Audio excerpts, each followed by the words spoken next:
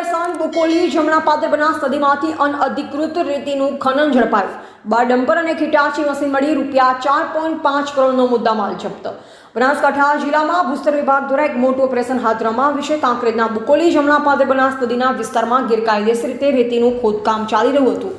ભૂસ્તર વિભાગની ટીમે રેતીની ચોરી કરતા એક મશીન અને 12 ડમ્પરને જપ્ત કર્યા છે। બનાસકાંઠા જિલ્લાના કાંકરેજ તાલુકાના બુકોલી જમણા પાદર વિસ્તારમાં બનાસ નદીમાં અનઅધિકૃત રીતે રેતીનું ખનન ચાલતું હોવાની રજૂઆત હતી, જે પગલે બનાસકાંઠા ભૂસ્તર વિભાગની ટીમે બુધવારે વહેલી સવારે ઓચિંતી રેડ કરતા બનાસ નદી વિસ્તારમાં બિનઅધિકૃત રીતે રેતીનું ખનન થતું હોવાથી એક હિટાચી મશીન તેમજ 12 ડમ્પરો જપ્ત કરવામાં આવ્યા।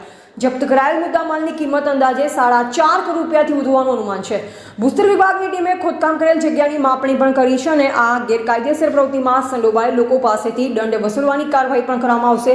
બનાસકાંઠા ભૂસ્તર શાસ્ત્રી ગુરપ્રીતસિંહ સારસ્વાએ જણાવ્યું કે આ ઓપરેશન ગેરકાયદેસર ખનન પ્રવૃત્તિઓ પર લગામ લગાવવાના ભાગરૂપે હાથ ધરવામાં આવ્યું છે। ભૂસ્તર વિભાગે ગેરકાયદેસર ખનન પ્રવૃત્તિઓમાં સંડોવાયેલ લોકો સામે કડક કાર્યવાહી કરવાનો સંકલ્પ વ્યક્ત કર્યો છે।